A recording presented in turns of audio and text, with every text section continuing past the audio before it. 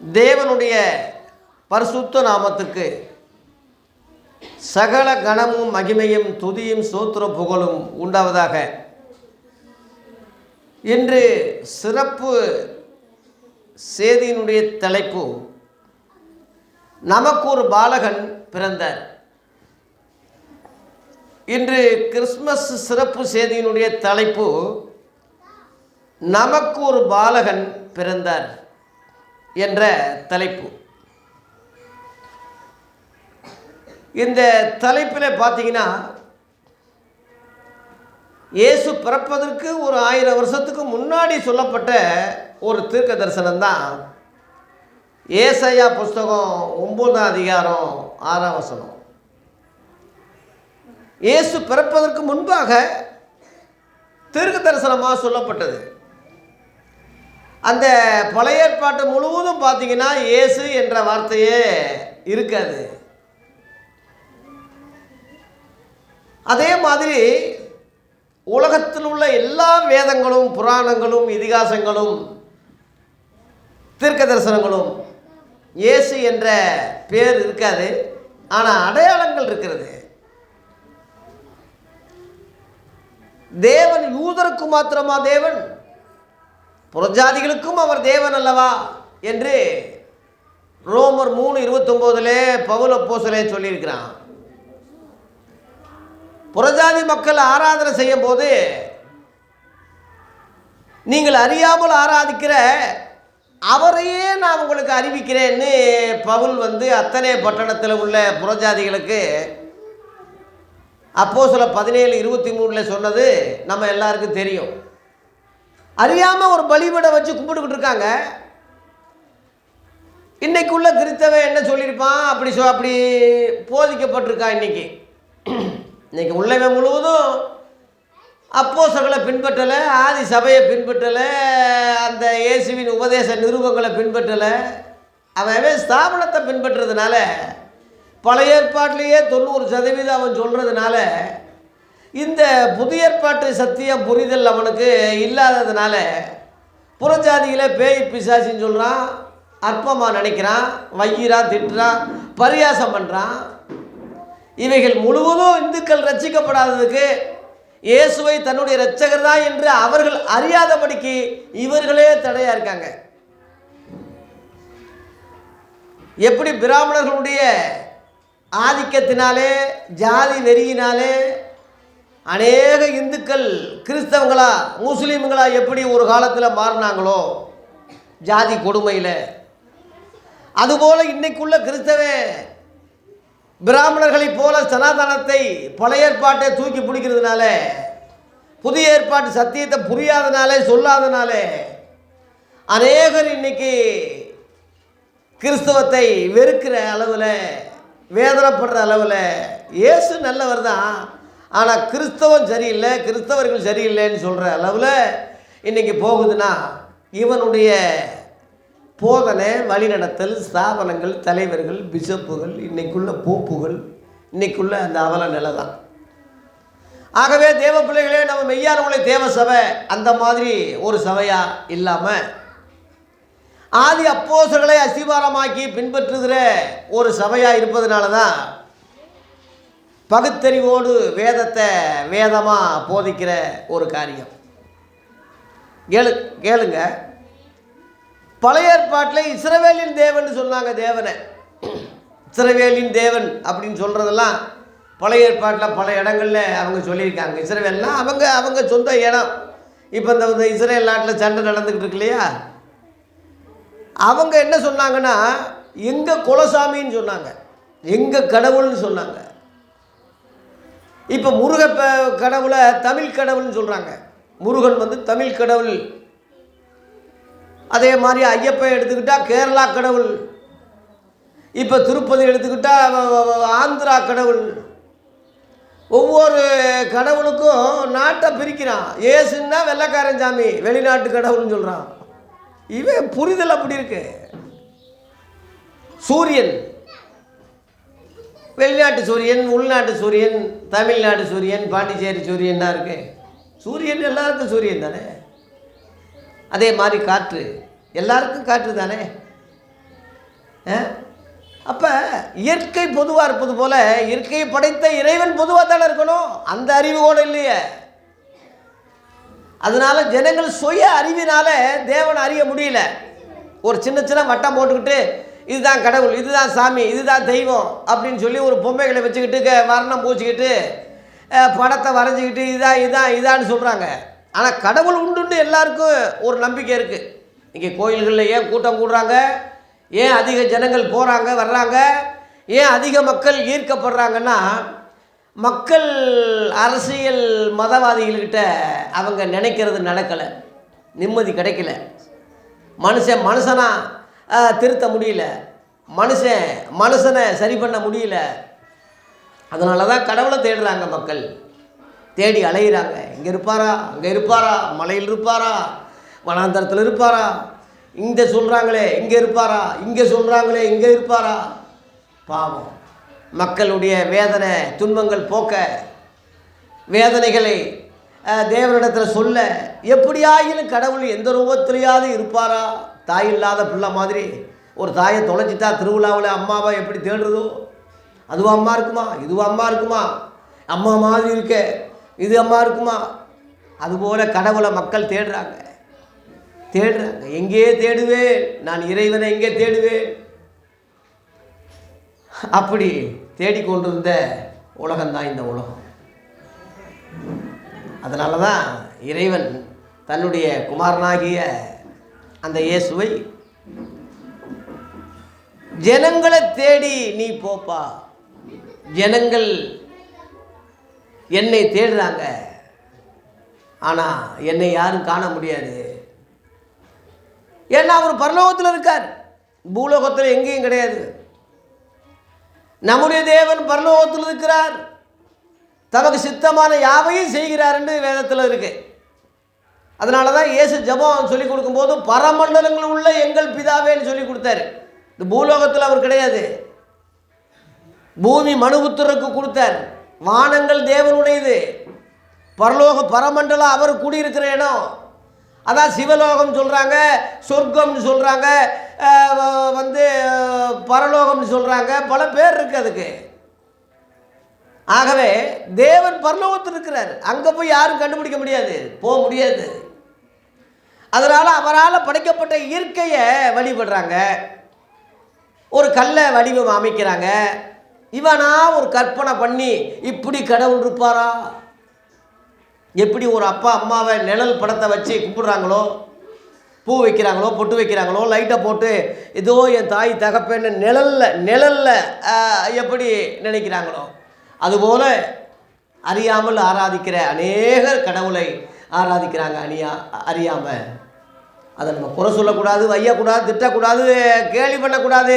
நான் உங்களுக்கு சொல்கிறேன், கிறிஸ்தவர்களே, ஊழியர்களே, முஸ்லீம்களையும் இந்துக்களையும் சாடாதீங்க, குறை சொல்லாதீங்க. அறியாமையினாலே அவங்க கடவுளை தேடுறாங்க.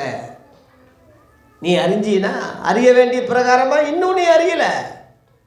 நீங்கள் அறியாதிருக்கிற ஒருவர் உங்கள் நடுவில் இருக்கிறார்னு யோவான் சாணகன் இயேசுவை பற்றி யூதர்களுக்கு சொன்னான். யூதர்கள் அறிஞ்சிருக்கிறேன்னு சொன்னாங்க, ஆனால் அவங்களே இயேசுவை அறியவில்லை. தமக்கு சொந்தமானதிலே வந்தார், சொந்தமானவங்களும் அவரை ஏற்றுக்கொள்ளவில்லை என்று யோவான் 1:11 இருக்கு. ஏற்றுக்கிறல அவங்க, எல்லாம் தெரியல. அவங்க தான் தெரிஞ்சாங்கன்னு எப்படி சொல்ல முடியும்? ஒருத்தருக்கும் தெரியலன்னு தான் அர்த்தம். காணாதவர்கள் காணும்படியாய், கண்டவர்கள் குருடராகும்படியாய் நான் வந்தேன்னு இயேசு சொன்னார். ஆகவே காணக்கூடாத அந்த இறைவன் ஜனங்களுக்கு வெளிப்படும்போது சந்திக்கப்படும்படி அவரோடு இருக்கக்கூடிய வார்த்தையாகிய தம்முடைய குமாரனாகிய அந்த இயேசுவை இந்த உலகத்தை ரட்சிக்கும்படி, பாவ மன்னிப்பை உண்டாகும்படி கண்டிப்பாக நீ பிறக்க வேண்டும், இந்த உலகத்துக்கு வர வேண்டும் என்று உலகத்துக்கே நடுமையம் ஜெருசலேம். ஜெருசலேம் உலகத்தில் சென்டர், நடுமையம். அங்கே பிறக்கும்படி அவர் சித்தம் கொண்டார். யானை வரும் பின்னே மணி ஓசை வரும் முன்னே என்று சொல்வது போல இயேசு வருவதற்கு முன்பாக, இரட்சகர் வருவதற்கு முன்பாக, மீட்பர் வருவதற்கு முன்பாக தீர்க்க தரிசனங்கள் மூலமாக அறிவிப்புகள் கொடுக்கப்பட்டது. அந்த அறிவிப்புகள் தான் பழைய ஏற்பாடுன்னு சொல்கிறோம், புராணங்கள் சொல்கிறோம், இதிகாசங்கள் சொல்கிறோம், நவமணின்னு சொல்கிறோம். பல பேர் இருக்கலாம். பழைய ஏற்பாட்டில் தான் வெளிப்படுத்தியிருக்கிறாருன்னு நம்ம நினைக்கிறோம். வெளிப்படுத்தியிருக்காரு உண்மை. ஆனால் மற்ற புராணங்களையும் வெளிப்படுத்தியிருக்கிறார் என்பதை சொல்கிறதுக்கு நான் இல்லை. உங்கள் புலவர்களும் கூட இவரை பற்றி சொல்லியிருக்கிறாங்கன்னு பவுல் சொல்லியிருக்கான். அப்போஸ்தலர் 17:28. அது யாருக்கு தெரியும்? உங்கள் புலவர்கள், அதாவது அத்தனை பட்டண புறஜாதிகளுடைய புலவர்கள் கூட மெய் கடவுளை பற்றி சொன்னதாக ஒரு குறிப்பு பவுல் சொல்லியிருக்கானே.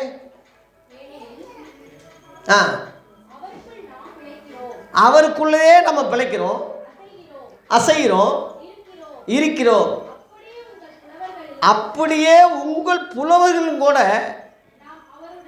நாம் அவருடைய தேவனுடைய சந்ததியார் என்று சொல்லியிருக்காரு. ஆமாம். அப்படி இருக்கும்போது நம்ம ஒருவருக்கும் அவர் தூரமானவர் அல்ல. அவருக்குள்ளே நம்ம அசைகிறோம், பிழைக்கிறோம் அப்படின்னு போட்டிருக்கு. யாருக்கும் அவர் தூரமானவர் இல்லை. அவனன்றி ஒரு அணுவும் அசையாதுன்னு அவன் சொல்கிறான். ஒன்றே குணம் ஒருவனே தேவன் அவன் சொல்கிறான். யாதும் ஊரே அவரும் கேளீர், பிறப்புக்கு எல்லா உயிர்க்கும். அது எப்படி நம்ம மறுக்க முடியும்? நீதிமொழிகளில் இருந்தால் தானா ஓ வேதம்? ஏன் மற்றவன் சொல்கிறது உனக்கு வேதமா தெரியலையா? இயேசு சொன்னார் யோவான் 5:39. இயேசு சொன்னார். என்ன சொன்னார்? யோவான் 5:39 சொன்னார். என்ன சொன்னார்? வேத வாக்கியங்களை ஆராய்ந்து படித்து பாருங்கன்னு சொல்லலை, ஆராய்ந்து பாருங்கள், அவைகளால் உங்களுக்கு நித்திய ஜீவன் உண்டென்று எண்ணுகிறீர்களே.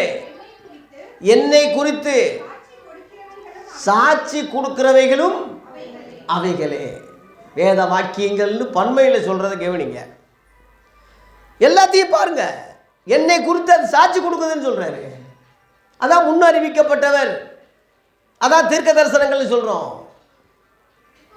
ஆகவே மக்களே, நம்ம மெய்யான ஒளி தேவ சபை குறுகுண புத்தியோட எல்லா கிறிஸ்தவங்களைப் போல நீங்கள் இல்லாமல் உலகம் முழுவதுக்கும் அறிவிக்கப்பட்டவர், தீர்க்க தரிசனமாய் சொல்லப்பட்டவர், நிழலாட்டமாய் சொல்லப்பட்டவர் இயேசு கிறிஸ்து.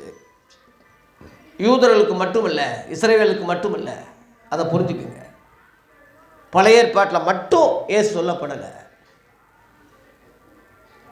ஆகவே எப்படி பழைய ஏற்பாட்டில் தீர்க்க தரிசனங்கள் இயேசு என்று பேர் இல்லாவிட்டாலும் அவருடைய அடையாளங்களை வச்சு இயேசுன்னு எப்படி ஊழியம் செய்தாங்களோ, அவங்களுக்கு விளக்கி எப்படி சொன்னாங்களோ, அதுபோல் இந்து புராணங்களில் உள்ள இந்த நிழலாட்டங்களை அகற்றி நிஜத்தை இயேசுதான் சொல்வதற்கு நாதி இல்லை. இங்கே இந்தியாவில் ஆள் இல்லை, தமிழ்நாட்டில் ஆள் இல்லை. இதுதான் குறை, வேற ஒன்றும் இல்லை. இன்னைக்குள்ள போதர்களுக்கு அந்த புரிதல் இல்லை, அந்த அறிவு இல்லை, அந்த படிப்பெல்லாம் கிடையாது. புரிஞ்சுக்கங்க. ஏன்னா தேவன் எல்லாருக்கும் தேவனாக இருக்காரு. எபேசியர் 4:6 நீங்கள் எல்லாம் அறிஞ்சிருக்கீங்க. எல்லாருக்கும் ஒரே தேவனும் பிதாவும் உண்டு இருக்கு. எல்லாருக்கும் பவுலை விட பெரிய ஆள் உலகத்தில் ஒரு வேத பண்டிதர் எவனா இருக்கான்னு சொல்ல முடியாது. நான் இயேசு கிறிஸ்துவை பின்பற்றுவது போல என்னை பின்பற்றுங்கன்னு அவனை போல யாரும் சொன்னதில்லை. எல்லாருக்கும் ஒரே தேவனும் பிதாவும் உண்டு. அவர் எல்லாரோடும் உங்கள் எல்லாருக்குள்ளும் இருக்கிறவர். 3 பிரியுது. எல்லாரோடும் என்பது ஒன்று, எல்லார் மேலும் என்பது ஒன்று, எல்லாரோடும் என்பது 2. உங்கள் சொல்கிறது 3வது பிரிவுக்குள்ளே இருக்கிறது ஒரே தேவன் தான். 3 விதத்தில் இருக்காரு. 3 விதத்தில் இருக்காரு. எல்லார் மேலே இருக்கார். அதான் இயேசு மலை பிரசங்கத்தில் சொன்னார், நல்லோர் மேலும் தீயோர் மேலும் மலையை பெய்ய பண்ணுகிறார், சூரியனை உரிக்க பண்ணுகிறான்னு சொன்னார்ல, அந்த இதுதான். எல்லார் மேலும் இருக்கார். இந்துக்கள், முஸ்லீம்கள் எல்லார் மேலும் இருக்கார் கடவுள். ஓசியா புஸ்தகத்தில் அவங்க பாகானுடையதாக ஆக்கிட்டாங்க.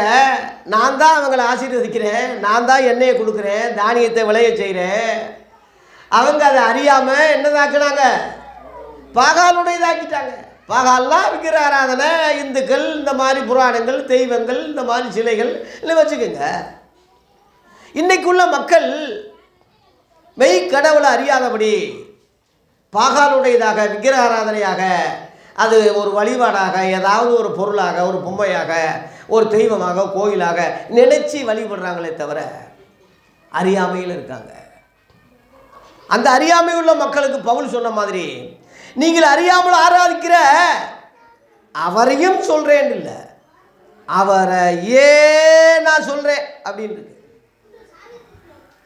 மத்தேயு 17 அப்போஸ்தலர் 17 அதிகாரத்தை ஒருத்தர் படித்தாலே போதுமே. 23 31 வசனம் வரைக்கும் நல்ல சுவிசேஷம் இருக்குது, நல்ல அருமையான காஸ்பல்.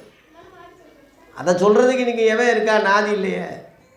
எல்லாம் எடுத்தான்னா பழைய ஏற்பாடு தான் படிக்கிறான், 1.5 மணி நேரம் அதையே தான் படித்து முடிக்கிறான்னா அவன் என்ன அறிவு இருக்குது? கிறிஸ்தவங்களை யூதர்களை ஆக்கிக்கிட்டு இருக்கான், இஸ்ரவேல் ஜனங்களை ஆக்கிக்கிட்டு இருக்கான். ஒரு அபாயம் அது. ஆகவே கிறிஸ்தவங்களை மனவாட்டி சபையாக மாற்றணும், பரிபூர்ணமாக மாற்றணும், பரிசுத்தமாக இருந்தால் இன்னும் பரிசுத்தமாகணும், நீதி உள்ளவே இன்னும் நீதியை செய்ய வைக்கணும், பரிபூர்ணம் அடைந்து மறுரூபப்பட்டு பரலோகத்துக்கு நேராக வழி நடத்துறதை விட்டுட்டு இவன் பேக்கிலேயே பின்னாடியே கொண்டு போய் 4000 வருஷத்துக்கு முன்னாடி உள்ளது சொல்லிட்டு திரிகிறான்னா என்ன புரிதல் இருக்குது, என்ன அறிவு இருக்குது இவனுக்கு? ஆகவே எல்லா தீர்க்க தரிசனமும் இயேசுவை பற்றினது. எல்லாமே உலகத்தில் உள்ள எல்லா மதங்களையும் வச்சுக்கோங்க, அர்த்தமுள்ள இந்து மதம்னு கண்ணதாசன் ஒரு கவிகள் நிறையா பாடிக்கிட்டே இருந்தார். கடைசியில் அவர் சொன்னது இயேசுவை. இயேசு காவியம் என்ற ஒரு புஸ்தகத்தை, என்னும் எழுத்துமெல்லாம் இந்த இயேசுவே, மன்னிட இயேசு மறுபடி வருவார் என்பது சத்தியமே, என்னும் எழுத்துமெல்லாம் இந்த இயேசுவை, இயேசுவை நம்புவோமேன்னு சொல்லி இவர் தான் அந்த பெருமான். சாமி விவேகானந்தர் சொல்லியிருக்காரு ஞான தீபம் சுடர் என்ற புஸ்தகத்தில். அறிஞர்கள் முழுவதும் பார்த்தீங்கன்னா அதுக்கு தான் ஆண்டவர் ஒரு வார்த்தை சொன்னார் மலை பிரசங்கத்தில், தேடுங்கள் கண்டடைவீர்கள்னு சொன்னார். தேடுகிற எவனும் கண்டடைகிறான். ஒரு ஸ்டாப் வைக்கக்கூடாது, ஒரு நிறைவு. சரி இதோட முடிஞ்சுன்னு நம்ம ஸ்டாப் பண்ணிட்டோம்னா அடுத்து தேடுதல் இருக்காது. தேடுதல் இல்லாததுனால மெய் கடவுளை கண்டுகொள்ள முடியாது. தேடும் போது நிச்சயமாக தேடுகிற எவனும் கண்டடைவான், திருப்தி அடை. நம்ம அங்கே போகிறோம், இங்கே போகிறோம், கடவுள் எங்கே இருக்கார்? கேள்வி கேட்டு பாருங்கள், விடை இருக்கும். கேள்வின்னு வரும்போதே அதில் விடை ஆண்டவர் வச்சிருப்பார். தேடுங்க, கேளுங்க, கேளுங்கள் கொடுக்கப்படும், தேடுங்கள் கண்டடைவீர்கள், தட்டுங்கள் திறக்கப்படும். எந்த மனுஷனாக இருந்தாலும் தேடுகிற எவனும் கண்டடைவான். அதில் ஒரு திருப்தி அடைஞ்சிடக்கூடாது. தேடுகிறதுல ஒரு பொம்மையை பார்த்து அப்பா சாமியை பார்த்துட்டேன்னா பொம்மைடாது, ஒரு சிலை நீ தான் செஞ்சு வச்சிருக்க, நீ தான் சேலை கொடுத்துருக்க, நீ தான் பூ வச்சிருக்க, நீ தான் குளிப்பாட்டுற, அதில் ஒரு திருப்தி உனக்கு எதுக்கு வரணும்? நட்டக்கல்லு தெய்வம் என்று 4 புஷ்பம் சாற்றியே சுற்றி வந்து முணுமுணுன்னு சொல்லு மந்திரம் ஏதடா? நட்டக்கல் பேசுமோ நாதன் உள்ளு இருக்கையில், சுட்ட சட்டி கறி சுவை அறியுமோ, பட்டினத்தார் பாடியிருக்காரு. ஆகவே உனக்குள்ள இருக்காரு. அந்த கல் எப்படி பேசும்? சித்தர் புலவர்கள் சொல்லியிருக்காங்க, இந்து புலவர்கள். நம்ம பழைய ஏற்பாட்டில் சொல்கிறத விட புதிய ஏற்பாட்டில் இன்னும் தமிழ் சித்தர்கள் நிறையா சொல்லியிருக்காங்க. 2 கல் இருக்குது. ஒரு கல் போட்டு மிதிக்கிற, ஒரு கல் திருநீர் பூவும் திருநீரும் பூசுகிற. ஈசனுக்கு உகந்த கல் எந்த கல்லும் அப்படின்னு சொல்கிறான் ஒரு சித்தர் தான். ஓடி ஓடி ஓடி ஓடி உட்கலந்த ஜோதியை நாடி நாடி நாடி நாடி நாட்களும் கழிந்து போய் தேடி தேடி தேடி தேடி தேடுகின்ற மாந்தர்கள் கோடி கோடி கோடி கோடி எண்ணீர் இந்த கோடியே என்று நம்ம தமிழ் புலவர் பாடிக்கிறார். உள்ளம் பெருங்கோயில் ஊனொடம்பு தேவாலயம் வள்ளல் பரனாருக்கு வாய் கோபுரவாசல்னு சிவவாக்கியத்தில் இருக்கு. ஓம் ஸ்ரீ கன்னி சுத்தையா நமக என்று இயேசு பிறக்கிறதுக்கு முந்தி ஓதி இருக்காங்க பிராமணர்கள் சமஸ்கிருதத்தில். ஓம் ஸ்ரீன்னா ஓம்னா ஆதி வார்த்தைன்னு அர்த்தம், ஆதி சத்தம் அப்படின்னு அர்த்தம். ஓம் அதுக்கு தான் எதுக்கு எடுத்தாலும் ஓம் போடுவாங்க. ஸ்ரீ அப்படின்னா புகழ் வாய்ந்தவர். இப்போ நம்ம சபையில் ஒரு ஸ்ரீ இருக்கு, புகழ் வாய்ந்தவர். கன்னி சுத்தையா அப்படின்னா கண்ணின் வயிற்றில் சுத்தமாக பிறந்தவர். நம்ம நமஸ்கரிக்கிறேன். இது யாருயா? பேர் இல்லை, ஆனால் யாரு கண்டுபிடிங்க. அதான் தேடுகிற எவனும் கண்டடைவான்னு சொல்கிறது. நான் அப்படி தான் தேடினேன். இயேசுவை குற்றம் கண்டுபிடிக்கத்தான் புதிய ஏற்பாடை படித்தேன். தேடினேன், இறைவனை தேடினேன், கடவுளை தேடினேன். என் கண்களை கர்த்தர் திறந்தார். உலகத்தில் வந்து எந்த மனுஷனையும் பிரகாசிப்பிக்கிற ஒளியே, அந்த மெய்யான ஒளி என்று யோவான் 1:9 படி எனக்கு வெளிப்படுத்தினார். என் கண்களை திறந்தார். உடனே மெய்யான ஜோதி இவர் தான் புஸ்தகம் எழுதினேன். உடனே கடையில் வியாபாரம் பண்ணிக்கிட்டு இருக்கும்போதே எழுதினேன். 82 அதுக்காக சிறை சென்றேன், அதுக்காக பாடுகள் பட்டேன், கவலைப்படலை. தொடர்ந்து புஸ்தகங்கள் வெளியிட்டே இருந்தேன். மெய்யான ஒளின்னு பத்திரிக்கை போட்டேன். மெய்யான தேவ சபை என்று, மெய்யான ஒளி தேவ சபை என்று சபையவே கர்த்தர் நிறுவினார். கர்த்தர் நிறுவனார் என்பதற்கு அடையாளம் நமக்கு வந்த கஷ்டங்கள், சோதனைகள், புயல்கள், போராட்டங்கள் கொஞ்சம் நஞ்சம் இல்லை. எவனும் நிற்க முடியாது. நாம் நிற்கிறோம்னா நாம் அல்ல, தேவன் ஏற்படுத்தின சபை. சத்தியமூர்த்தி நகரத்திலே தேவன் ஏற்படுத்தின இந்த ஊழியம், இந்த சபை உலகத்திலே வந்து எந்த மனுஷனை பிரகாசிப்பிக்கிற ஒளி. இயேசு தன்னை பற்றி சொல்லும் போது யோவான் 8:12 நான் உலகத்திற்கு ஒளியாக இருக்கிறேன், இஸ்ரவேலுக்கு ஒளியாக இருக்கேன்னு சொல்லலை. இந்த கவனிங்க, நான் உலகத்துக்கு ஒளியாக இருக்கிறேன், என்னை பின்பற்றுகிறவன் இருளில் நடவாமல் ஜீவ ஒளியை அடைந்திருப்பான். யார் சொல்ல முடியாது? யார் சொல்ல முடியும்? யோவான் 9:5 போட்டிருக்கேன், நான் உலகத்தில் இருக்கையில் உலகத்திற்கு ஒளியாக இருக்கேன்னு சொல்கிறார். யார் சொல்ல முடியும்? லூக்கா 2:30 சிமியோன் இயேசுவை கையை ஏந்திக்கிட்டு, பாலகனை ஏந்திக்கிட்டு, புறஜாதிகளுக்கு ஒளியாக வந்தாரியா அப்படின்னு சொல்கிறான். புறஜாதிகளுக்கு இந்த இயேசு ஒளின்னு சொல்கிறான். என்ன சான்று? இதை விட என்ன சான்று வேணும்? சமஸ்கிருதத்தில் சொல்லியிருக்கேயா, அதே தான் பழைய ஏற்பாட்டில் சொல்லியிருக்கேன். தீர்க்க தரிசனங்கள் அதில் ஒரு பகுதியை சொல்லிட்டு சீக்கிரம் முடிக்க போகிறேன். ஏசாயா 9ஆம் அதிகாரத்திலே 6ஆம் வசனத்தில் உள்ள அந்த தீர்க்க தரிசனத்தை சொல்லி இந்த கிறிஸ்துமஸ் நிறைவு செய்தியை நான் நிறைவு செய்ய போகிறேன். இது தேவனுடைய வார்த்தையினுடைய தலைப்பு, நமக்கு ஒரு பாலகன் பிறந்தார். படிங்க. நமக்கு ஒரு பாலகன் பிறந்தார், நமக்கு ஒரு குமாரன் கொடுக்கப்பட்டார். கர்த்தத்துவம் அவர் தோளின் மேல் இருக்கு. அவர் நாமம் அதிசயமானவர், ஆலோசனை கர்த்தர், வல்லமையுள்ள தேவன், நித்திய பிதா, சமாதான பிரபு எண்ணப்படும். அந்த மாதிரி நினைக்கப்படும், அந்த மாதிரி எண்ணக்கூடிய அளவில் ஒரு பாலகன் பிறப்பார், எண்ணப்படும். இதில் 7 விதமான பெயர்கள் இருக்கு. 7 என்பது பரிபூர்ணத்தை குறிக்கும். இந்த 7 விதமான பெயர்களை சுருக்கமாக சொல்லிட்டு நான் முடிக்க போகிறேன். முதலாவது என்ன போட்டிருக்கு? குமாரனாக கொடுக்கப்பட்டார். நமக்கு ஒரு பாலகன் பிறந்தார் என்று தலைப்பாக சொல்லிட்டேன். அது சேர்த்தா 8 வரும். நமக்கு ஒரு பாலகன் பிறந்தார், அந்த தலைப்பு. டிசம்பர் 25 தான் பிறந்தாரா என்று சிலர் கேட்குறாங்க. சில நாடுகளில் மாதமே கடந்து கொண்டாடுறாங்க கிறிஸ்மஸை. தேதிகளை மாற்றி, மாதங்களையே மாற்றி கொண்டாடுகிற நாடுகள் உண்டு. 25 தான் பிறந்தாரா என்ற கேள்விக்கு விடை சொல்ல முடியாதுன்னு தான் நம்ம சொல்லணும். 25 தான் பிறந்தாருன்னு ரெக்கார்டு இல்லை, ஆதாரபூர்வமாக எங்கேயும் ப்ரூஃப் கிடையாது.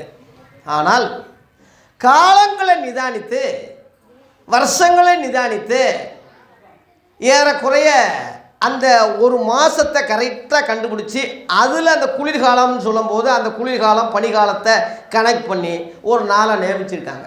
டிசம்பர் 25 நியமிச்சிருக்காங்க கிபியில்.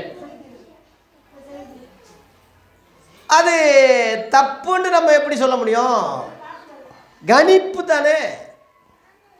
இப்போ பவுல் சொல்கிறான் யோவான் 14 ரோமர் 14 பவுல் சொல்கிறான்.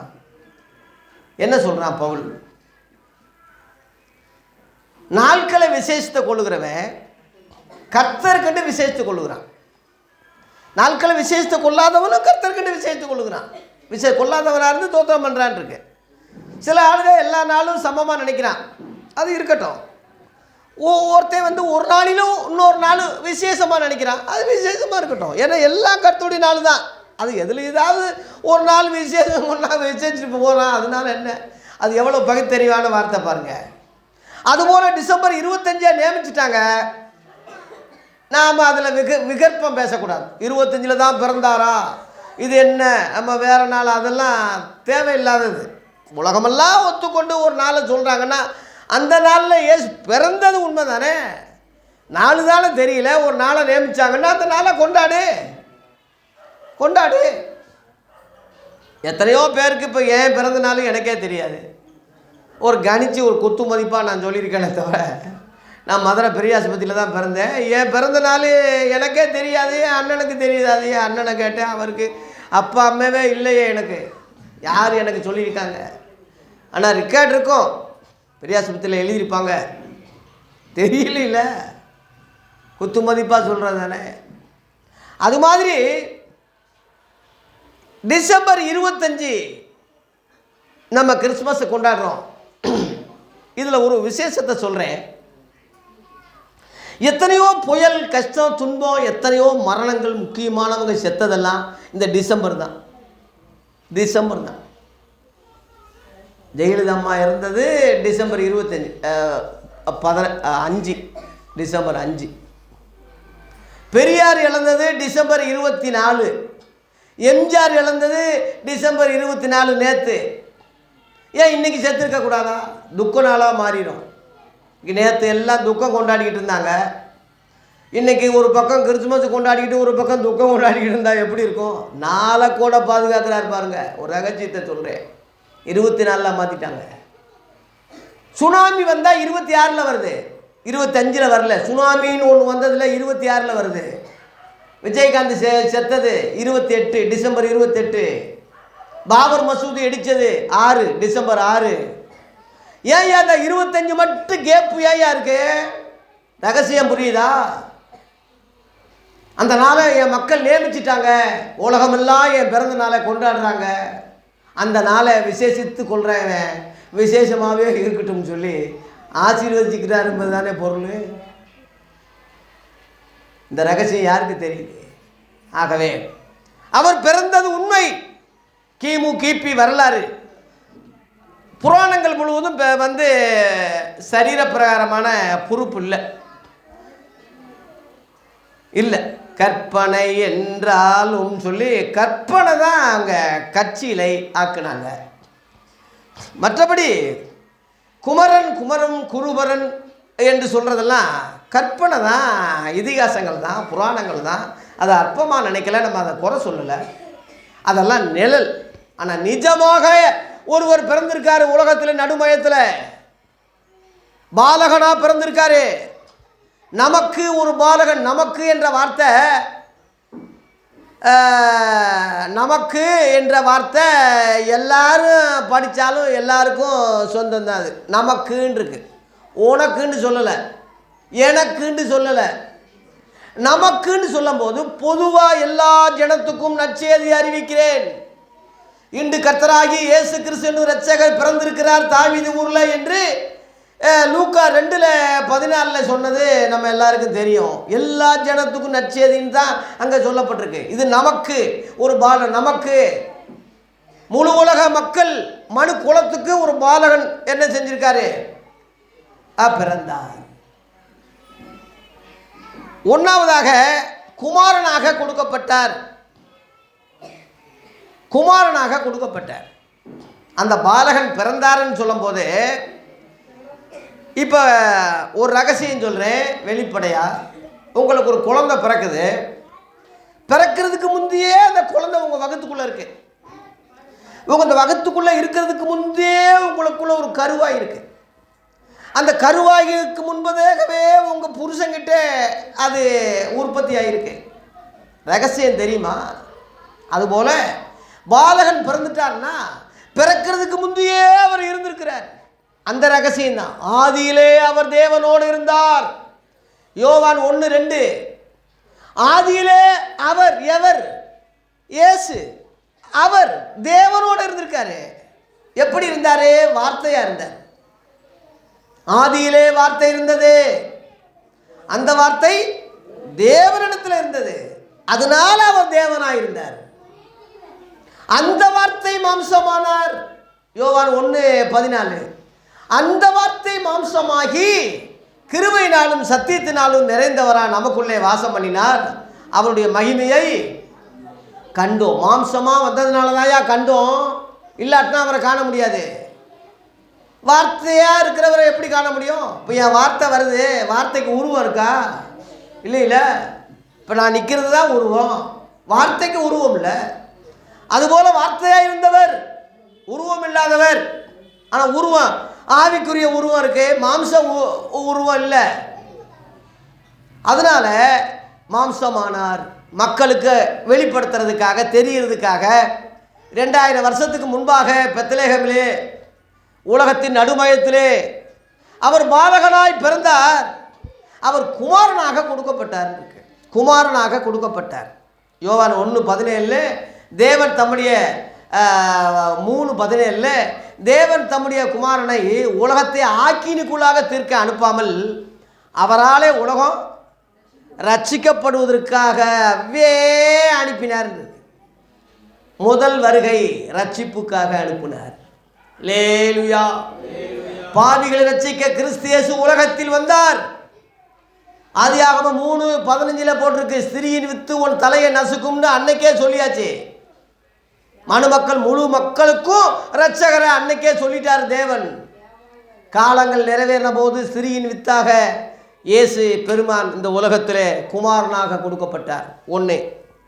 2வதாக கர்த்தத்துவம் அவர் தோளின் மேல் இருக்கும் இருக்கு. கர்த்தத்துவம்னா அதனுடைய அர்த்தம் என்னன்னா தேவத்துவம்னு அர்த்தம். கொலோசி 2ஆம் அதிகாரம் எடுங்க, இதுக்கு ஒரு விளக்கம் சொல்கிறேன். கொலோசி 2ஆம் அதிகாரத்தில் 9:10 படிங்க. கொலோசி 2ஆம் அதிகாரத்தில் 9:10. ஏனென்றால் தேவத்துவம்னா கர்த்தத்துவம்னு அர்த்தம். கர்த்தர் என்ற வார்த்தை வந்து சமஸ்கிருதத்தில் இருக்கு, பகவத்கீதையில் போட்டிருக்கு கர்த்தர் என்ற வார்த்தை. அந்த தேவத்துவம் எல்லாம் படிங்க. தேவனுடைய பரிபூர்ணம் எல்லாம் சரீர பிரகாரமாக எவருக்குள்ள? இயேசு கிறிஸ்துக்குள்ள. தெரிஞ்சுங்க, தெய்வம் கடவுள்னு எடுத்துக்கிட்டா அந்த தத்துவங்கள் முழுவதும் இயேசு கிறிஸ்துக்குள்ள அடங்கியிருக்கு. சகல துரைத்தனங்களுக்கும் அதிகாரத்துக்கும் தலைவராயிருக்கிற அவருக்குள் நீங்கள் பரிபூர்ணம் உள்ளவர்களாயிருக்கிறீர்கள். சகல அதிகாரத்துக்கு, துரைத்தனத்துக்கு, தெய்வத்துவம் எல்லாத்துக்குமே தலைவர் யாரு? இயேசு கிறிஸ்து. அவருக்குள்ளதான் மக்கள் பரிபூர்ணம் அடைய முடியும், வேற எந்த வகையிலையும் பரிபூர்ணம் அடைய முடியாது. புரிஞ்சுக்குங்க. ஆகவே கண்ணார கண்ட அந்த எம்பெருமான் தான் இந்த இயேசு. மற்றவங்கெல்லாம் காணாமல் தேடுறாங்க. எங்கே தேடுவோம், எங்கே தேடுவேன், அங்கே தேடுவேன், அங்கே தேடுவேன். தேடி பார்த்தா பார்த்துட்டோமையானா என்ன? பொம்மையைத்தான் பார்க்குறான், சிலையைத்தான் பார்க்குறான், கற்பனையைத்தான் பார்க்குறான், கட்சியிலையத்தான் பார்க்குறான். இந்த இயேசு கற்பனை பொருளாக வரல, கட்சியிலையாக வரல, நிஜமாக நம்மை போலவே மனுஷனாக பாலகனாய் வந்தார், குமாரனாக கொடுக்கப்பட்டார். கர்த்தத்துவம் முழுவதும் அவர் தோளில் இருக்குது, அவர் கண்ட்ரோலில் இருக்குன்னு அர்த்தம். 2. 3வதாக அவர் அதிசயமானவர். அவர் யாரு? அதிசய பிறவின்னு அர்த்தம். சிலர் சொல்கிறாங்க அது எப்படி புருஷன் இல்லாமல் குழந்தை பிறக்க முடியும்? சிலர் சொல்கிறாங்க கடவுள்னு ஒன்று இருந்தா தெய்வம்னு ஒன்று இருந்தால் அவரால் கூடாத காரியம் ஒன்றும் இல்லை. புரிஞ்சுக்க. மரியாள் அம்மாவே அந்த கேள்வி கேட்டாங்க, இது எப்படி ஆகும், புருஷனை அறியானே. அந்த அம்மா கேட்டது தான் இன்றைக்கி கேட்குறான். உண்மை, அது மனுஷர்களுக்கு அது அப்பாற்பட்டது, புரியாது. மரியாள் அம்மாவே கேட்டாங்க. அதனால தான் தேவதூதன் சொன்னால், தேவனாலே கூடாத காரியம் ஒன்றும் இல்லை அம்மா. லூக்கா 1:37. தேவனால கூடாத காரியம் தலைகீழ அவர் மாற்ற முடியும். அவரால் புருஷன் இருந்து குழந்தை பிறப்பது இயற்கை நீதி. புருஷன் இல்லாமையே ஒரு அப்பாற்பட்ட ஒரு தெய்வ பாலகன் வந்தா அது இயற்கைக்கு அப்பாற்பட்டது. அதான் தேவனால கூடுறது. கடவுள்னு ஒன்று இருந்தால் இது ஒரு அற்ப காரியம் இல்லை அவருக்கு. அப்போ கடவுளே இல்லைன்னு தானே அர்த்தம். கடவுள்னு ஒன்று இருந்தா பாலகனா பிறப்பது லேசு. ஓம் ஸ்ரீ கன்னி சுத்தையா நமகன்னு இயேசு பிறக்கிறதுக்கு முந்தி ஏண்டா எழுதியிருக்கு. இந்து புராணத்தில் சமஸ்கிருதத்தில் பிராமணர்கள் ஓதுறது தான் நான் சொல்கிறேன். கன்னி சுத்தமாக ஒரு பாலகனை பிறப்பாள்னு புராணத்தில் சொல்லியிருக்கு. அதை திருக்குரான் ஒத்துக்கிறாங்க முஸ்லீம். உலகம் முழுவதும் மெஜாரிட்டி கிறிஸ்தவத்துக்கு அடுத்து அவங்க தான். அவங்க அதை மரியம் சேப்டர்னே ஒன்று வச்சுருக்காங்க. திருக்குரான் 19ஆம் அத்தியாயத்தில் மரியம் சேப்டர்னே ஒன்று வச்சு பரிசுத்த ஆவியினால தான் இயேசு பிறந்தார்னு ஒத்துக்கிறாங்க, நம்புகிறாங்க, ஏற்றுக்கிறாங்க. அதை ஏன் அப்படி ஏற்றுக்கிறணும்?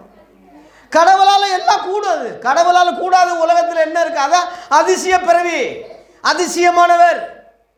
எல்லாத்துக்கும் பொருள் இருக்குல்ல, எல்லாத்துக்கும் பொருள் இருக்குல்ல. பிள்ளை யார் அப்படின்னா என்ன அர்த்தம்? பிள்ளை யார்? இந்த யார் கேள்வி. இந்த பிள்ளை யார்? எல்லாரும் மனுஷனுக்கு பிறந்த பிள்ளை தான். மனுஷனுக்கே பிறக்காத இந்த பிள்ளை யார்? அதான் பிள்ளையாருக்கு அதான் வந்துருச்சு. அப்பாவுக்கு பிறக்கலை. அந்த விநாயகர் வெட்டப்பட்டு திரும்ப உயிரோடு வந்தார். செத்து திரும்ப உயிரோடு வந்தவர் தான் பிள்ளையார் கதை. இயேசு வெட்டப்பட்டார். மேப்பனை வெட்டுவேன் ஆடுகள் சிதறி வெட்டப்பட்டார், திரும்ப உயிரோடு வந்தார். அந்த அர்த்தம் தான். முருகன்னா அழகன்னு அர்த்தம், அழகுள்ளவர்னு அர்த்தம். எல்லாமே அவருக்குள்ள சங்கமாயிருக்கு. புரிஞ்சுக்கங்க. ஐயோ மதத்தை விட்டுட்டேன், சாமியை விட்டுட்டு இங்கே புது கடவுளை கும்பிடுறேன்னு ஃபீல் பண்ணாதீங்க. வர வேண்டிய இடத்துக்கு கரெக்டாக வந்திருக்கீங்க. இப்போ அந்த அர்த்தம் தான். அறியாமல் ஆராதிக்கிற நீங்கள் இப்போ அறிஞ்சு ஆராதிக்கிறீங்க. இதுதான் ரகசியம். முருகான்னு சொன்னீங்க, இப்போ அந்த அழகை இயேசுவிலே காண்கிறீங்க. அதுதான் அதிசயமானவர். அவர் பிறப்பு அதிசயம், அவர் உபதேசங்கள் அதிசயம், கடலில் நடந்தாரே அது அதிசயம், அற்புதங்கள் அதிசயம், மரித்தோரை உயிரோடு எழுப்பினாரே அது அதிசயம், இறந்து உயிரோடு வந்தாரே அது அதிசயம், திரும்ப வரப்போறாரே அது அதிசயம். இப்போ நடந்துகிட்டு இருக்க அவர் சொன்னதெல்லாம் அடையாளங்கள், அது அதிசயம். வாழ்க்கையில் நிறைய அதிசயங்கள் செஞ்சிருக்காரு. அவர் அதிசயமானவர் இல்லையா? இன்னைக்கு நம்ம நிற்பது அதிசயம் தானே. நம்ம செத்திருக்கக்கூடியவங்க, எத்தனையோ தற்கொலைகள், எத்தனையோ நாசமோசங்கள், எத்தனையோ விபத்துகள், பாதுகாக்கிறாரு, பராமரிக்கிறாரு, தாங்கி ஏந்தி சுமந்து இன்னைக்கு உட்கார வச்சிருக்காரு. அதிசயம் இல்லையா அது? அதனால தான் அவருக்கு பேர் கொடுக்குறோம் அதிசயமானவர். அல்லேலூயா. நாலாவதாக ஆலோசனை கர்த்தர். அவர் பேர் என்ன? ஆலோசனை கொடுக்கறதுல அவரை போல யாருமே இல்லை. சட்ட ஆலோசகருக்கு வக்கீல்கிட்ட போகிறீங்க, மருத்துவ ஆலோசனைக்கு டாக்டர்கிட்ட போகிறீங்க. குறை தப்புன்னு நான் சொல்ல வரல. ஆனால் உங்கள் வாழ்க்கைக்குரிய ஆலோசனைக்கு இயேசுவை தேடுங்க, இயேசுகிட்ட தேடுங்க. இதோ வருத்தப்பட்டு பாரம் சுமப்பவர்களே எல்லாரும் என்னிடத்தில் வாருங்கள், நான் உங்களுக்கு இளைப்பாறுதல் தருவேன். நான் சாந்தமும் மனத்தாழ்மையுமா இருக்கிறேன். என் நுகத்தை உங்கள் மேல் ஏற்றுக்கொண்டு என்னிடத்தில் கற்றுக்கொள்ளுங்கள். அப்பொழுது உங்கள் ஆத்துமாக்களுக்கு என்ன கிடைக்கும்? இளைப்பாறுதல். இவரை போல வேறு யார் இருக்காங்க? நீங்கள் நானெல்லாம் எவ்வளவோ கஷ்டப்பட்டது காரணம் இவர் வார்த்தையை கேட்காதனால தான், நம்பாதனால தான், மற்றவனெல்லாம் பின்னாடி போனதுனால தான். கர்த்தருடைய ஆலோசனை கேட்டு போனேன்னு சொல்லுங்க பார்ப்போம். எவனாவது சரித்திரத்தில் சொல்லுங்கள், இயேசுவின் வார்த்தையின்படி கேட்டு நடந்து நான் கேட்டு போனேன்னு சொல்லுங்க. ஒரு ஆளை காட்டுங்க, ஒரு ஆளை காட்டுங்க. சவால் விடுறேன், இருக்கவே முடியாது.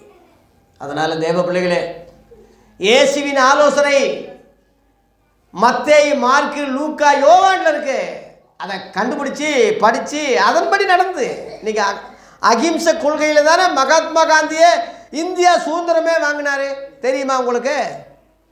இங்கிட்டு பார்த்தாரு ஜான்சி ராணி வீரத்தில் போய் செத்துச்சு, இங்கிட்டு பார்த்தாரு கட்டபொம்மை வீரத்தில் போய் செத்தாரு, இங்கிட்டு பார்த்தாரு வீர சிவாஜி போய் செத்தாரு. எல்லாம் வீரத்திலேயே செத்துருக்கான்.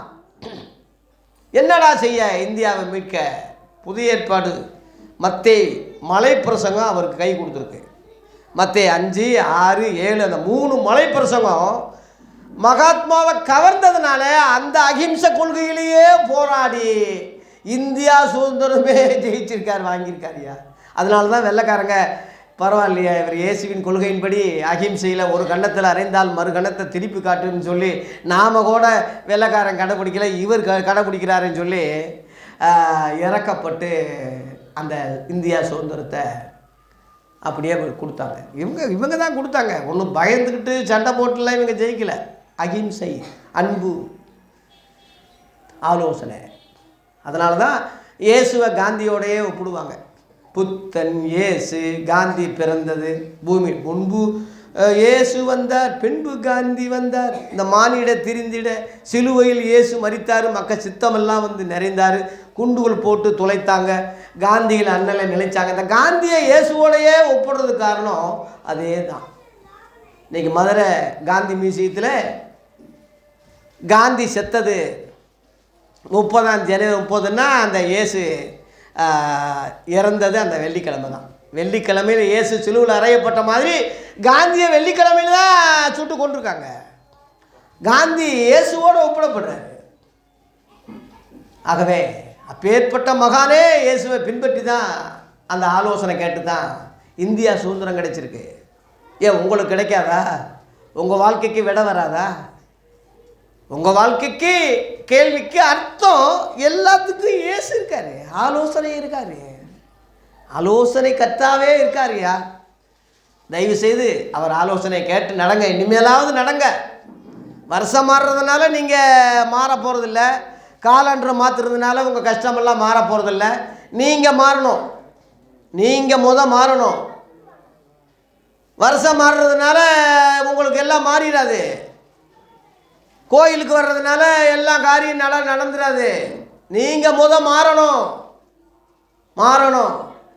ஒருத்தன் பாடுறான், மாறவே ஆசைப்படுகிறேன். மாறுறா, ஏன் ஆசைப்படுற?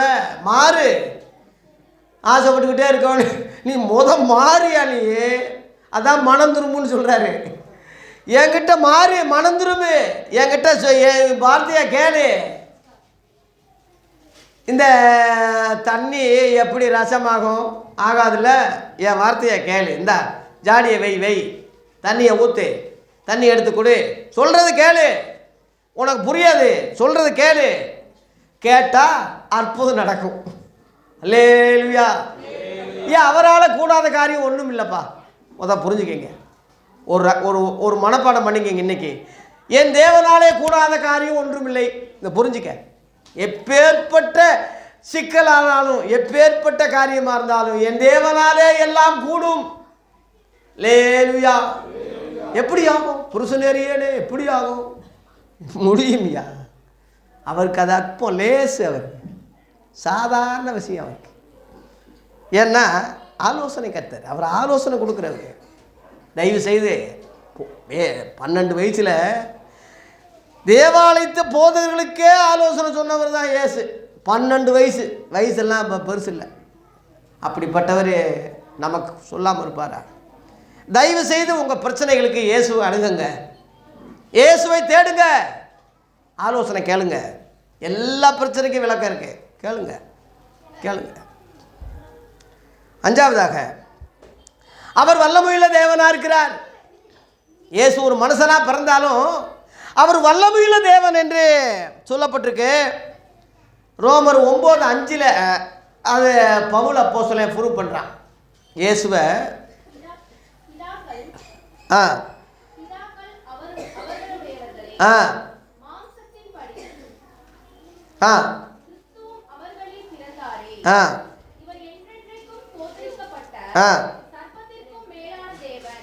இயேசு ஒரு தேவகுமாரன்னு பவுலுக்கு தெரியும். ஆனால் தேவகுமாரனாகி இந்த இயேசு என்றென்று சோஸ்தரிக்கப்பட்ட சர்வத்துக்கும் மேலான தேவன்னு இயேசுவை பவுல் சொல்கிறான். அந்த வகையில் இயேசுவை நம்ம தேவன்னு சொல்கிறது தப்பு இல்லை, சொல்லலாம், தப்பு இல்லை. சர்வத்துக்கும் மேலான தேவன். அல்லேலூயா. ஆறாவதாக நித்திய பிதாவாக இருக்கிறார். இயேசு எப்படி இருக்கிறார்? நித்திய பிதா. நித்திய பிதா அப்படின்னா என்ன அர்த்தம்னா, தேவனோட என்னைக்கு தேவனாகவே எப்பயுமே இருந்துக்கிட்டு இருக்கார். ஒரே வித்தியாசம், இவர் செத்து உயிர் தெழுந்தார், அவர் சாகலை, இதான் வித்தியாசம். இவர் பிறந்தார், அவர் மனுஷனாக பிறக்கலை, இதான் வித்தியாசம். இதுதான் வித்தியாசம். ஆதி அப்போஸ்தலர்கள் அந்த வார்த்தையை சொல்லியிருக்காங்க. 1 பேதுரு 1:17 நியாயத்தீர்ப்பு முழுவதும் இயேசுவுக்கு தேவன் ஒப்பு கொடுத்ததுனால இவரை பிதாவாகவே ஆதி கிறிஸ்தவங்க தொழுது கொண்டு வந்ததாக ஒரு குறிப்பு பேதுரு சொல்றான். அன்றியும் பட்சபாதம் இல்லாமல் அவனுடைய கிரியைகளுக்கு தக்கதாக நியாயம் தீர்க்கக்கூடிய அந்த இயேசுவை நீங்கள், அதாவது கிறிஸ்தவர்கள், பிதாவாக தொழுது கொண்டு வருகிறபடியால்னு பேதுரு சொல்றான். அப்ப பிதாவன்னு சொல்றது வேற, பிதாவாகன்னு சொல்றது வேற. நல்லா புரிஞ்சுக்கங்க. அதான் எனப்படும் இருக்கு. எனப்படும்னா அந்த மாதிரி எண்ணப்படும். ஜான் பால அவங்க அப்பாவாக எண்ணப்படும் அப்படி சொல்லலாம், தப்பு இல்லை. ஜான் பால், பவுல் அவங்க அப்பா மாதிரி இவரை நாங்கள் எண்ணுவோம், எண்ணப்படும். தப்பு இல்லை, தவறு இல்லை. எண்ணப்படும் சொல்கிறது அந்த அர்த்தம் தான். அந்த மாதிரி நினைக்கப்படும். பிதாவாக தொழுது கொண்டு வந்தாங்க. அதனால் யெகோவா சாட்சிக்காரங்க இயேசுவை தொழுது கொள்ள மாட்டாங்க. நான் அது அந்த அர்த்தத்துக்கு சொல்கிறேன். அதே மாதிரி பைபிள் மாணாக்கள்னு ஒரு குரூப்பு அங்கேருந்து பிரிஞ்சது, அவங்களும் அதை ஆவியானவரே இல்லைன்னு சொல்லுவாங்க. அதை ஜாக்கிரதையாக இருங்க. இந்த மாதிரி சில்லண்டிகை, துருபதேசம், சபைக்கு விரோதமாக, வசனத்துக்கு விரோதமாக போகிறவங்கள குறிச்சிக்கிட்டு ஜாக்கிரதையாக இருங்க. அவங்களும் புத்தி சொல்லுங்க, திருத்துங்க. இல்லாட்டினா 2 தடவை புத்தி சொல்ல விட்டு அவனை விட்டு விலகுங்க. நமக்கு எந்த ஸ்தாபனம் கிடையாது. இயேசு தலைவராக இருக்கார். தலைமையிடம் பரலோகம். நமக்குன்னு எது ஒரு தலைவர் இல்லை, இயேசு தான். நீங்கள் அந்த இடத்துக்கு வந்துடுங்க. அந்த இடத்துக்கு வந்தால் ஜெயிச்சிருவீங்க. யாரும் உங்களுக்கு முன்னாடி நிற்க முடியாது. நித்திய பிதாவாக தேவனோடு அவர் இருப்பதனால நித்திய பிதாவாக, அதான் என்னை காண்கிறவன் தேவனை காண்கிறான், பிதாவை காண்பியும்னு நீ எப்படி சொல்கிற? நான் தான் வந்துட்டேன்ல, என்னை பாருன்னு சொல்லி யோவான் 14:5 பிலிப்புக்கு இயேசு சொன்னார் விளக்கம். அதனால பிதாவாக இவரை தொழுது கொண்டாங்க. நாமளும் தொழுது கொள்ளலாம். அந்த வகையில் அவர் கொடுக்கப்பட்டார். 7வது சொல்லி முடிக்கிறேன். சமாதான பிரபு எனப்படும். என்ன பிரபு? சமாதான பிரபு எனப்படும். யாருக்கு யார் சண்டை? யாருக்கு யார் சமாதானம் பண்ணாரு? கொலோசியர் 1:20. கொலோசியர் 1:20 படிக்கும்போது இயேசு சமாதானப்படுத்தினார். அவர் சிலுவையில் சிந்தின இரத்தத்தினாலே என்ன உண்டாக்குனார்? எதனாலே? சிலுவையில் சிந்தின இரத்தத்தினாலே சமாதானத்தை உண்டாக்கி, படிங்க, பூலோகத்தில் உள்ள எல்லாவற்றையும் பரலோகத்தில் உள்ள எல்லாவற்றையும் இயேசுவின் மூலமாய் தேவனுக்கு ஒப்புரவாக்கி கொள்ள அந்த தேவனுக்கு அதுதான் பிரியமாயிட்டு. அதனால தான் என்னுடைய நேசகுமாரன் இவரிலே பிரியமாக இருக்கிறேன், இவருக்கு செவி கொடுங்கன்னு தேவன் சொன்னது ரகசியம் அதுதான். லேலுயா. சமாதான பிரபு இழந்து போன, ஐயோ ஆதாமே நீ எங்கே இருக்கிறாய்? ஏதேன் தோட்டத்தில் ஆண்டவர் தேடுறார், மறைஞ்சிக்கிட்டான், ஒளிஞ்சிக்கிட்டான். அன்னைக்கு தொலைச்சவர் தான், அன்னைக்கு எதிரிகளாக ஆனவங்க தான். அந்த ஜனங்கள்லாம் சபிக்கப்பட்டு பாவத்திலையும் அக்கிரமத்திலையும் இன்னைக்குள்ள உலகம் முழுவதும் பார்த்தீங்கன்னா அந்த ஆதாமால வந்த சாபம் தான், பாவம் தான், அக்கிரமங்கள் தான். இதை நிவர்த்தி பண்ண இதில் இந்த சண்டையை போக்க, இதுக்கு சமாதானத்தை உண்டாக்கத்தான் வார்த்தையானவர் மாம்சமாகி இயேசு என்ற அவதாரம் எடுத்து சிலுவையிலே இரத்தம் சிந்தி அந்த இரத்தத்தினாலேயே சமாதானத்தை ஏற்படுத்தினார். அதனாலே சமாதான பிரபு என்று எனப்படும். லேலுயா. இத்தனை பேருக்கு சொந்தக்காரர் தான் இந்த இயேசு கிறிஸ்து. அவர் சாதாரண புருஷன் அல்ல. இயேசுவை வணங்குறதே ஒரு பாக்கியம், தெய்வமாக கொள்றதே பாக்கியம். கிறிஸ்தவேன்னு சொல்கிறது ஒரு பெரிய ஒரு தெனாவட்டு. மதுரைக்காரன் என்ன எப்படி மற்றவெல்லாம் பயப்படுவான், மதுரைக்காரன் அந்த மாதிரி கிறிஸ்தவேன்னு சொல்கிறதே ஒரு தெனாவட்டு தான். கிறிஸ்தவேன்னு சொல்கிறதே ஒரு தில்லு தான். ஐயா நீங்கள் எவனவனுவோ சிலுவையை போட்டுக்கிட்டு கேட்குறான்னா அது ஒரு தில்லு தான். சிலுவை அது போட்டு திரியினான்.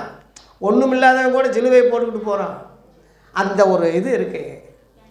ஏன் ட்ரம்மை எல்லாரும் பாராட்டுறாங்க, பயப்படுறாங்க. உலக ரவிடின்னு ஏன் அமெரிக்காவை சொல்கிறான்னா கிறிஸ்தவ நாடு, உலகமே பயப்படுறாங்க இன்னைக்கு.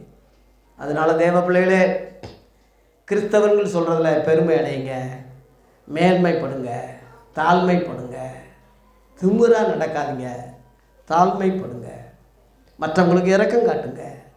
கிறிஸ்மஸ் கொண்டாடுறது நமக்கு சந்தோஷமாக இருக்கலாம், ஆனால் இயேசுவுக்கு துக்கமாயிடக்கூடாது.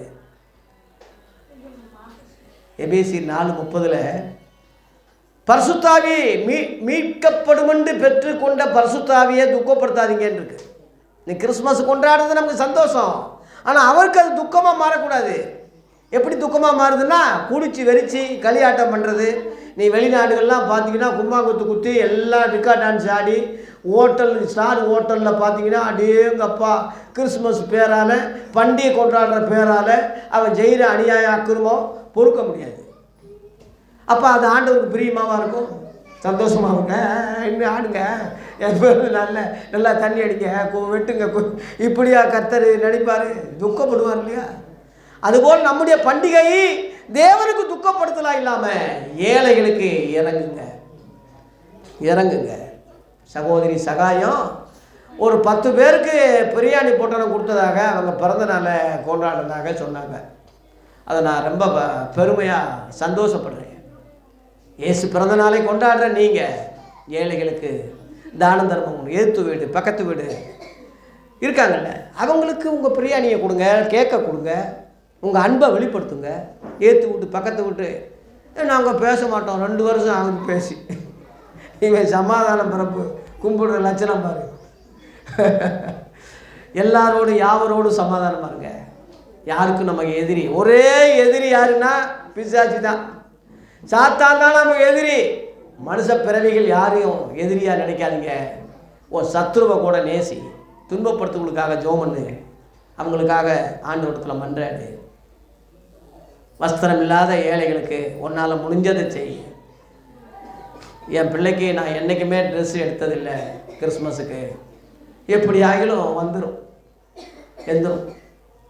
என் பிள்ளைக்கு எடுக்கும்போதே உங்கள் பிள்ளைக்கு ஞாபகம் வருது பாஸ்டர்னு ஒரு தம்பி சொன்னார். இங்கே தான் உட்காந்துருக்கிறாரு, பேர் சொல்ல விரும்பலை. நான் பேர் சொன்னால் அது ஆசீர்வாதம் வராது. அந்த ரங்கத்தில் பார்க்குறவர் தான் வெளியரங்கம் தான் ஆசீர்வதிப்பார். என் பிள்ளைக்கு எடுக்கும்போதே உங்கள் பிள்ளை ஞாபகம் வந்துருச்சு பாஸ்டர்னு சொல்லி சேர்த்து எடுத்திருக்காரு. எப்படி ஆகிலும் எனக்கு இப்போ பாருங்கப்போ, நான் போட்டிருக்கிற வேஷ்டி சட்டை நான் எடுத்ததில்லை. ஏதோ ஒரு சகோதரர் மூலமாக, என் மகன் மூலமாக போன வாரத்துக்கு எல்லாத்துக்கும் கொடுத்தாங்க. அவர் நல்லா இருக்கட்டும், அவர் ஆசீர்வாதம், அவர் என்ன, அவர் சபையாது, எப்படியோ அவர் உதவி செய்யணும்னு நினைக்கிறார் பாருங்க, அதை நான் பாராட்டுறேன். தேவ பிள்ளைகளே, உங்களுக்கும் அந்த எண்ணம் இருக்கட்டும். வாங்குறதை பார்க்கலாம், கொடுக்குறதே பாக்கியம். வாங்கும்போது ஒரு சந்தோஷம் இருக்குல்ல, கொடுக்கும்போது உங்களுக்கு அந்த சந்தோஷம் இருக்கணும். நீங்களும் கொடுங்க. புதிய வருஷத்தில் வரும்போது நைட்டு 11 மணிக்கு ஆரம்பம், 31ஆம் தேதி ஆராதனை. வெறுங்கையோடு வராதிங்க. ஒரு மிக்சரு, சேவு, ஒரு பிஸ்கட்டு ஏதாவது கொண்டு வாங்க. பகிர்ந்து ஐக்கிய அன்னைக்கு அப்போஸ்தலர்கள் பகிர்ந்து சாப்பிட்ட மாதிரி சாப்பிட்டுட்டு போங்க. உங்களுக்கு வர்றது உங்களுக்கு தான் கொடுக்க போகிறேன். வெறுங்கையோடு வராதிங்க. தேவாலயத்துக்கு வரும்போது சந்தோஷமாக வாங்க, சமாதானமாக வாங்க. இலவசமாய் பெற்றீர்கள், இலவசமாக கொடுங்க. வாங்கிறதை பார்க்கலும் கொடுக்கறதே பாக்கியம். இயேசு எல்லாத்தையும் கொடுத்தார். அவருடைய வாழ்க்கையை கொடுத்தாரு. அவர் கல்யாணம் பண்ணல, லீலைகள் கொண்டாடல, இளவட்டமாக தான் இருந்தார். இன்னைக்குள்ள இளவட்டங்க மாதிரி அவர் இல்லை. தியாகம் பண்ணார், வாழ்க்கையை தியாகம் பண்ண எல்லா மக்களுக்கு கொடுத்தாரு. கடைசியில் ரத்தத்தை கொடுத்தாரு, தன்னுடைய மாம்சத்தை கொடுத்தாரு, எல்லாத்தையும் கொடுத்தாரு. அவர் சிந்தை தான் நமக்கு இருக்கணும். நம்மளால் ஏன்றதை கொடுப்போம். ஏழை எளியவங்களுக்கு உதவி செய்கிறது தான் கிறிஸ்மஸ். உண்மையான கிறிஸ்மஸ் அதுதான். மு.க. ஸ்டாலின் ஐயா கிறிஸ்மஸ் வாழ்த்து சொல்கிறாரு, தலைவர்கள் சொல்கிறாங்க, கவர்னர் சொல்கிறாரு, நிறையா சொல்கிறாங்க. ஆனால் நாமளும் அதில் ஒரு ஆளாக போகாமல் செய்யணும். அவங்க சொல்லுவாங்க, செய்ய மாட்டாங்க. நாம் சொல்லக்கூடாது, செய்யணும். விஜய் மாதிரி. விஜய் சொல்ல மாட்டார், செய்வார். அந்த ரங்கத்தில் செஞ்சுக்கிட்டு நிறையா செஞ்சுக்கிட்டு இருக்கார். அந்த ரங்கத்தில் பார்க்கிற தேவன் வெளியரங்கமாக கொடுப்பாரு.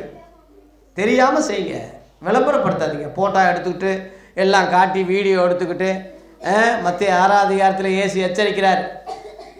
அந்த மாதிரி செய்தால் பரலோகத்தில் உனக்கு பலன் இல்லை. மனுஷர் முன்பாக தர்மத்தை செய்யாதபடி எப்படி இருங்க, எச்சரிக்கையாக இருங்கன்னு இருக்கு. அது ஏன் ஃபோட்டோ எடுத்து இன்னொருத்தங்கிட்ட ஏன் காட்டணும்? அதுகிட்ட பிச்சை வாங்கி நீ ஏன் கொடுக்கணும்? நீ குடியா, கர்த்தர் உன்னை பார்ப்பாரு. கர்த்தர் உன்னை பார்க்கறதுக்கு நீ கொடு. வலதகை கொடுப்பது இடதகை கூட தெரியாது, தெரியக்கூடாது. அதனால தான தர்மம் செய்யறதுல தேவன் பிரியப்படுறார். இயேசு தன்னையே தான தர்மமாக செய்தார். எல்லாத்தையும் கொடுத்துக்கிட்டே தான் இருந்தார். நீயும் வாழ்க்கையை கொடு, ஊழியத்தை கொடு, பணத்தை கொடு, வஸ்திரத்தை கொடு, சாப்பாடை கொடு, உன்னால் ஏன்றதை கொடு. ஏழை எளியவர்களுக்கு நல்ல கிறிஸ்தவனாக வாழு. திரும்ப சொல்லி முடிக்கிறேன். கிறிஸ்துமஸ் சிறப்பு செய்தி. நமக்கு ஒரு பாலகன் பிறந்தார் என்ற தலைப்பிலே எப்படி பிறந்தார்னா, 1 குமாரனாக கொடுக்கப்பட்டார். 2 கர்த்தத்துவம் முழுவதும் அவர்கிட்ட தான் இருக்குது, தோளில் இருக்குது. 2 3வது அதிசயமானவர். அவர் பிறப்பு, இறப்பு, உயிர் தொழுதல் எல்லாமே அதிசயமானவர். 4வதாக அவர் ஆலோசனை கர்த்தராக இருக்கிறார். 5வதாக வல்லமையுள்ள ஒரு தேவனாக இருக்கிறார். 6வதாக நித்திய பிதாவாக இருக்கிறார். 7வதாக சமாதான பிரபுவாக இருக்கிறார். இந்த 7 என்ற அந்த பரிபூரணம் இந்த கிறிஸ்மஸ் நாளில் இதை கேட்குறவங்களுக்கு உண்டாகட்டும். இந்த வீடியோ மூலமாக உலகம் முழுவதும் கேட்குற எல்லா மக்களுக்கும் உண்டாகட்டும், எல்லா ஜாதிகளுக்கும் உண்டாகட்டும், எல்லா மக்களுக்கும் இந்த சமாதான பிரபு சமாதானம் உண்டாகட்டும் என்று வாழ்த்தி ஆசீர்வதிக்கிறேன். கர்த்தர் நம்மை ஆசீர்வதிப்பாராக. நன்றி, வணக்கம்.